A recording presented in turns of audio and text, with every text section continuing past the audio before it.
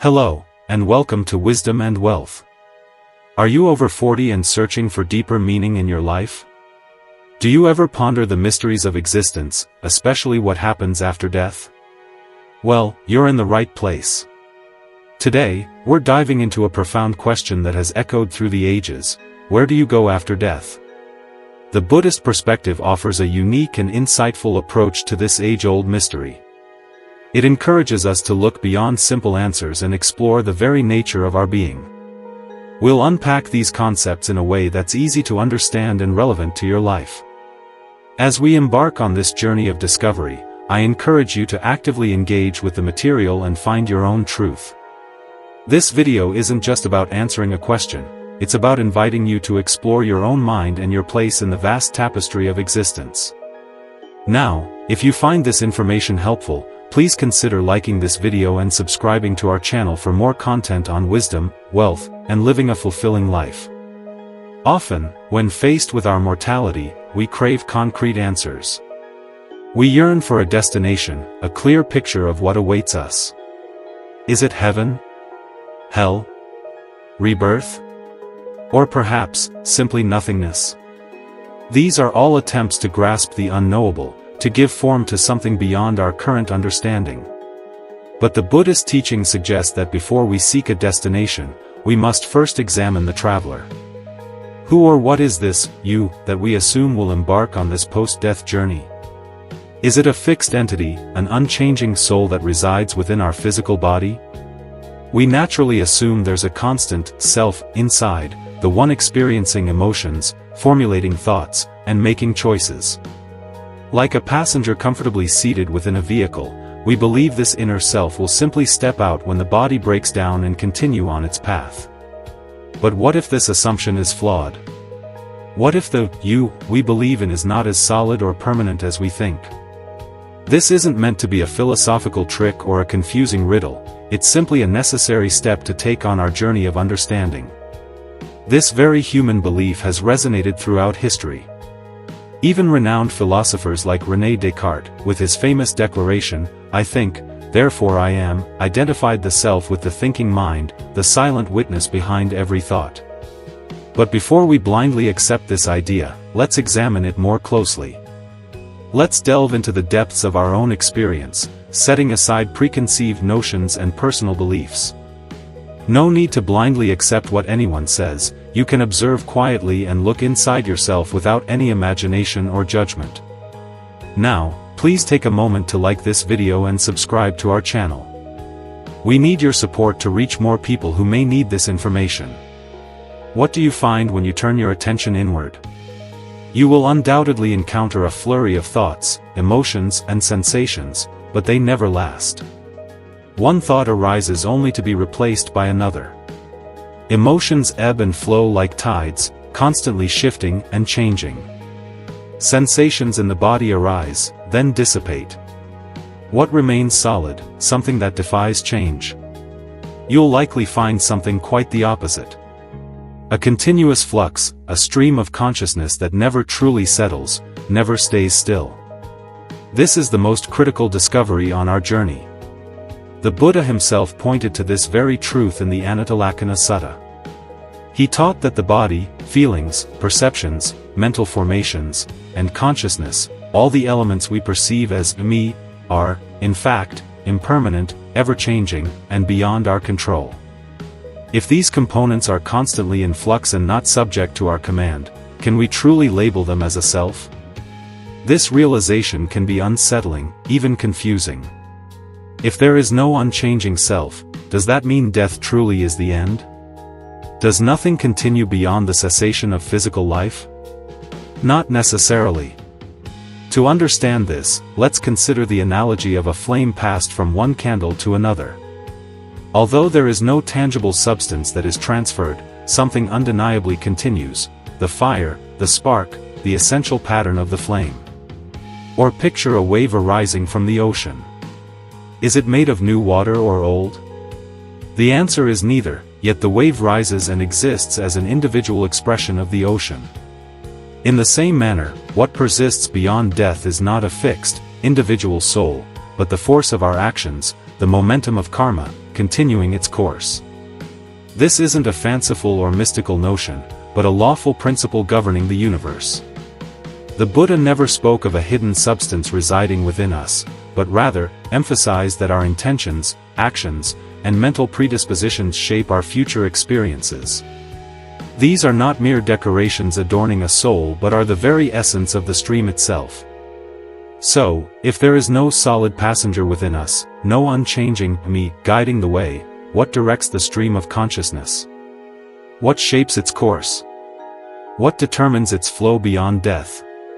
This leads us to our next step, not the traveler, but the compass itself, karma. This is a concept we will explore and unpack. This force is known as karma. If you are following along, and finding value in the content, please like this video and subscribe to the channel. Having established that there is no permanent, individual self journeying through time, we are left with a continuous flow of experiences, thoughts, emotions, habits, unfolding moment after moment. This raises an even more profound question: if there is no enduring traveler, what gives this stream its direction? What guides its flow? Every natural process is driven by underlying principles, a force guiding its movement. In Buddhism, this guiding force is known as karma. But this concept is often misinterpreted. Karma is frequently viewed as a cosmic system of rewards and punishments, a celestial scorekeeper tallying our deeds. However, this is not how the Buddha explained it. To truly understand karma, we must turn to his original words in the Anguttara Nikaya: "It is volition, Satana, monks, that I call karma." In simpler terms, karma is intention. It's the mental impulse, the subtle but decisive movement of the mind, that arises before action, directing how we think, speak, and act. It's not a mystical force, but an immediate and practical reality. The compass of our mind is calibrated through repeated intentions. Each time you act with a particular intention, you reinforce that direction within yourself. With time, that path becomes familiar, your default mode. If you consistently respond with kindness, kindness becomes easier and more natural. Conversely, if you frequently succumb to irritation, that becomes your well-worn path of least resistance.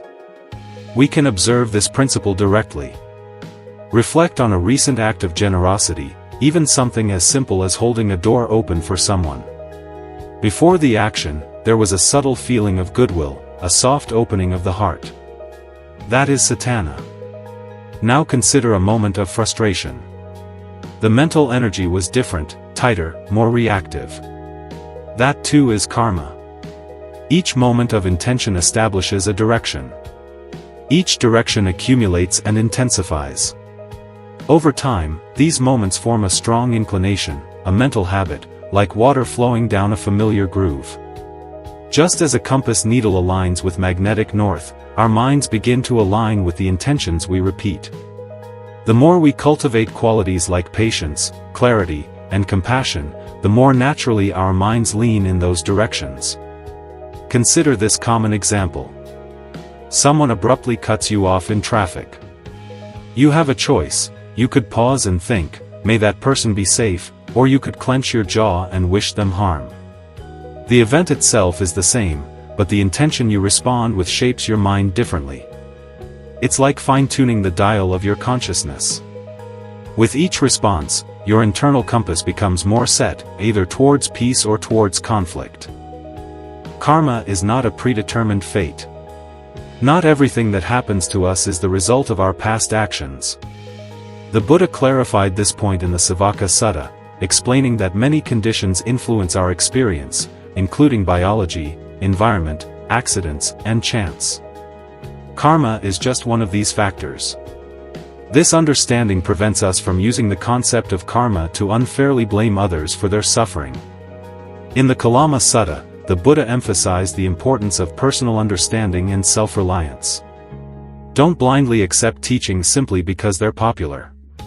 Observe for yourself, which intentions cultivate clarity, and which ones lead to confusion. Which intentions foster peace, and which ones cause harm. Karma is not a system of cosmic punishment. It is a mirror, reflecting the direction we are moving in, and empowering us to choose differently. Now that we've established there's no permanent self, and we've explored karma, if you are still finding this information useful, take a moment to like this video and subscribe to our channel. Now let's talk about realms of rebirth. Now that we understand that there is no fixed self, but simply a flow of consciousness shaped by intention, we naturally arrive at a critical question: where does this process lead?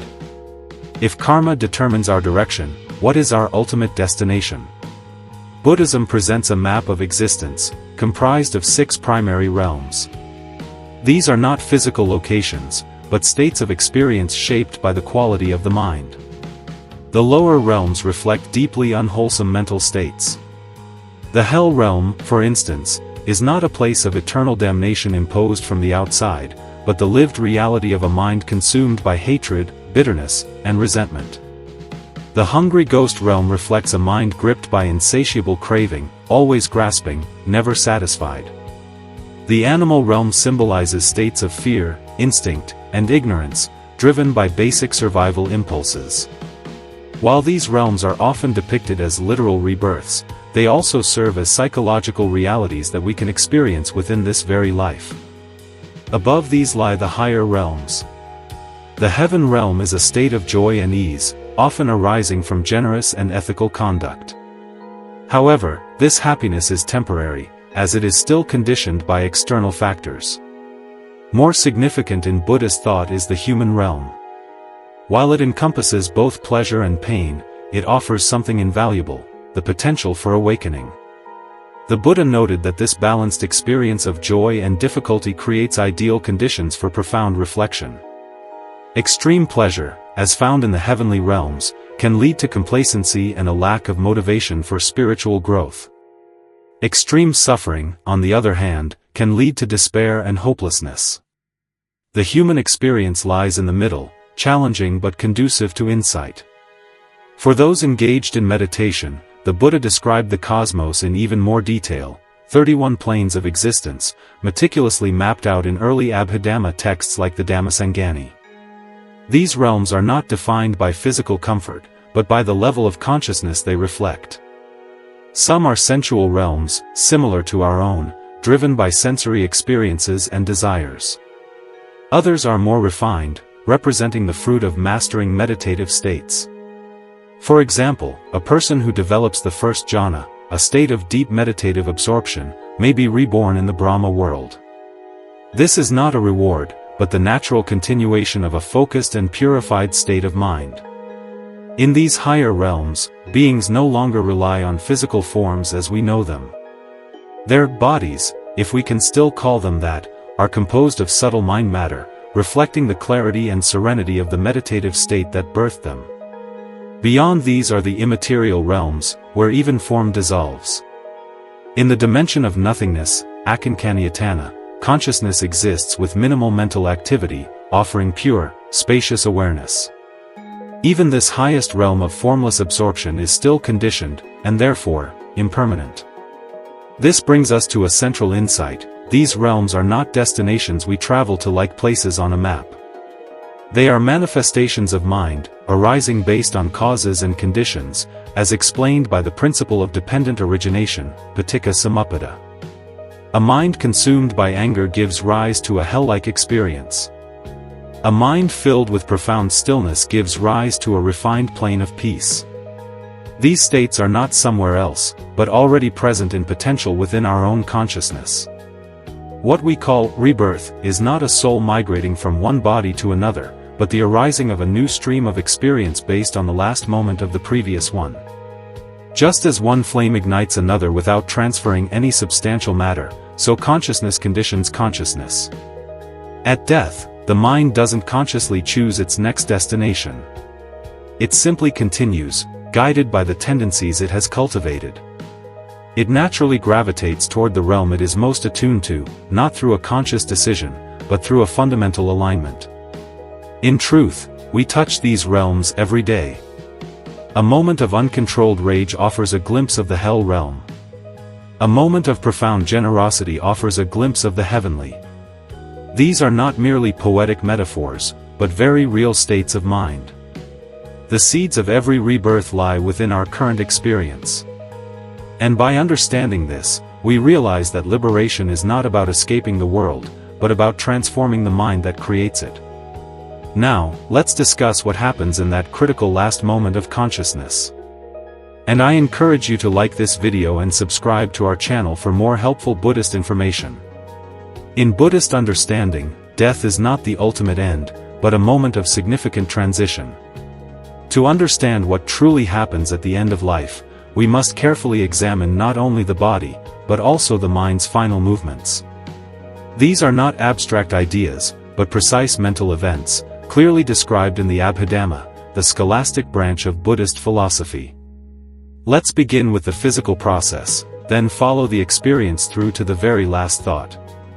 According to Buddhist analysis, the body is not a permanent self, but a fragile combination of four fundamental elements: earth, water, fire, and air. At death, these elements gradually dissolve. The earth element weakens first, causing a sensation of heaviness and solidity. Then the water element begins to dry up, resulting in dry mouth and cracked lips. The fire element cools, and warmth fades from the body. Finally, the air element dissipates, and the breath ceases. This physical dissolution is visible and observable, but something more subtle is also unfolding within the mind. If the mind remains relatively clear, free from the influence of strong drugs or overwhelming pain, it can become remarkably lucid at the edge of death. In this state of clarity, one experiences a final karmic impression. This is not a random event, but arises in accordance with one's past actions. Buddhist texts describe three types of visions that can arise at this critical point: kama, a vivid recollection of a significant past action, either wholesome or unwholesome; kama nimitta, a symbolic image associated with one's habits or profession, such as a butcher seeing knives or a monk seeing robes; gati nimitta, a sign or omen indicating the next realm of rebirth, which can manifest as a visual image or, in higher realms, as a non-visual state of awareness, such as a feeling of vast openness and peace. However, the most crucial transition happens not in these visions, but in the split-second mental activity that follows. According to the Abhidhamma, a rapid series of 7 thought moments, known as Maranasana Jivana, arises. These fleeting moments of consciousness are ethically potent. They are either wholesome, kusala, or unwholesome, akusala, and they significantly influence the quality of the next rebirth. Even if a negative vision appears, if these jivana moments are wholesome, they can override the image and shift the trajectory. If no strong vision arises, the mind defaults to habitual karma, shaped by one's most frequently repeated tendencies throughout life. Following these jivana moments, the final mental event of this life occurs, the kutisitta, the death consciousness. This is not a volitional act, but a passive one. It simply registers the final object of awareness, acting as a quiet witness. It is important to understand that it is not a soul departing the body, but the last moment of awareness, conditioned by karma, a result, not a cause. Immediately, and without any interruption, a new moment of consciousness arises. This is known as the patisandhivanana, or rebirth-linking consciousness. It takes the same object as the kutisitta.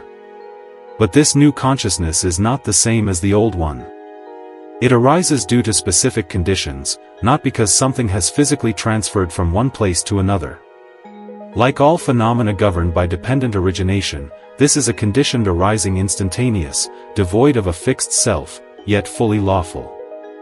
Therefore, Buddhist teachings emphasize the importance of cultivating a positive state of mind throughout life, but especially as death approaches.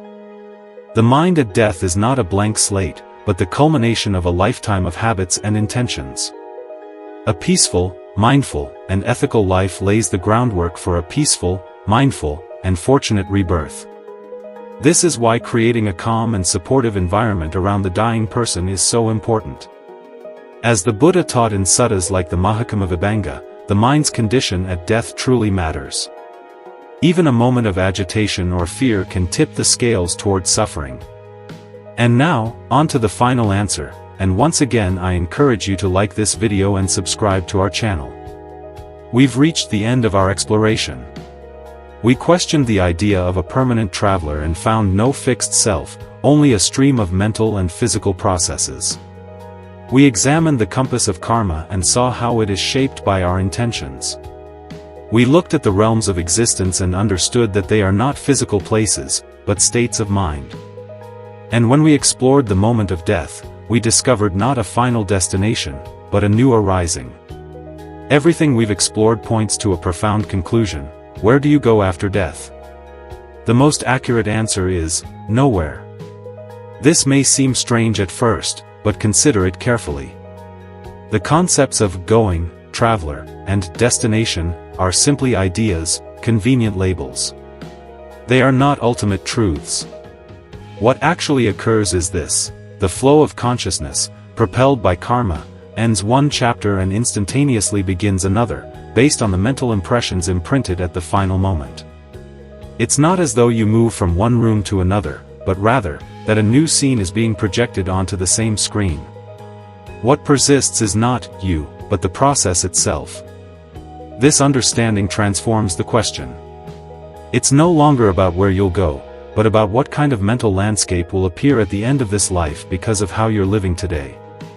Every realm, every rebirth, even the most heavenly ones, are still part of samsara, the cycle of birth and death, fueled by clinging and confusion. None of these are permanent destinations, but merely temporary stops on a journey that never truly ends unless something fundamentally changes. This is where the Buddha's teaching becomes truly unique. He didn't just describe the map, he offered a way out of the map. That way is nibbana, often translated as extinction, but not of life or self, because those were never fixed to begin with. It is the extinguishing of ignorance and craving, the root causes of suffering. As the Buddha proclaimed in the Udana, there is, monks, a realm where there is no earth, no water, no fire, no wind, neither this world nor the next. This, I say, is the end of suffering. Nibbana is not nothingness, but unconditioned peace. It cannot be found by moving to another place, but only by transforming your relationship with this very moment. We must be honest about the words we use: destination, going, after death. The deeper truth lies beyond language. Yet, there is a path we can follow, step by step. The Buddha called it the Noble Eightfold Path, a training that touches every aspect of our lives. It begins with ethical living, right speech, right action, and right livelihood. It deepens with mental cultivation, right effort, mindfulness, and concentration. And it is completed with wisdom, right view, and right intention. This path isn't an abstract philosophy, but something practical and accessible. You can begin right now. Not tomorrow, not in your next life, but with your next breath. Ask yourself, is this intention rooted in generosity or in grasping? In kindness or in anger? In clarity or confusion? Because in the end, there is no fixed destination, only this unfolding moment, shaped by your mind. And that is where the real transformation begins. Thank you for joining me.